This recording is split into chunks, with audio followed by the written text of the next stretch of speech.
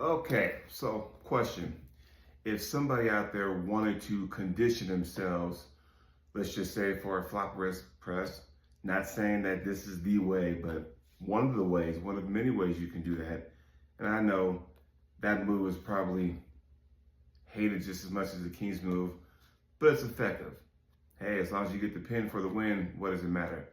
So how does one get this and focus on that? Well, one of the things you can do is that you can take a hex dumbbell, like this one I got right here. I can put in the palm of my hand, let it sit there and rest. So what you're doing, you're stretching out this wrist right here, but you're also working all this right here. So I shouldn't say stretch out the wrist, but you're kind of letting the weight come here, using your fingertips to kind of balance it. And you're stretching all of this right here because you're gonna need that in driving down. So hear me out here. Let's try this. Take my dumbbell and I'll put the palm of my hand and I'm gonna grip it with my fingers, right? Just let it rest right there in the palm of my hand as so. And usually about, 10, 15 seconds, you just let it rest over there and notice that my hand's upside down, but I'm also putting pressure on the elbow and this area right here in my forearm. So you could probably do a few reps of that, say about 15 to 20 seconds, just to kind of get that going on, getting used to having all that weight here so you can press down. Then what you could do is take your normal handle, couple bands up top over here, and now what I want to do is plant my elbow here. And when I do that, already the tension wants to take my arm that way. So I'm going to sit there and plant this elbow. If I don't put any pressure on this elbow pad, it's going to go like that, right?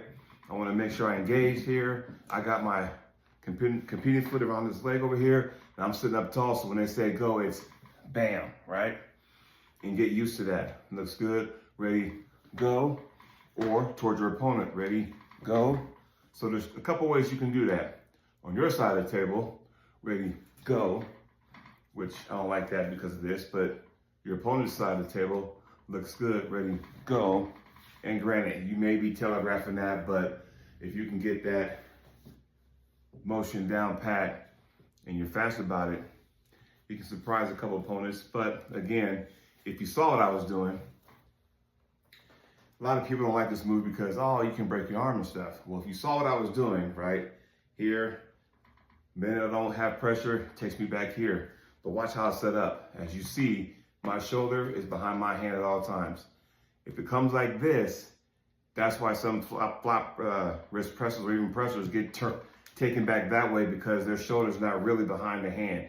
It is here, but I want to be here. Fish should probably be underneath your chin rather than over here. Because here, yes, my shoulder's behind my hand, but I want it to be here, so that way we can just drive down like that.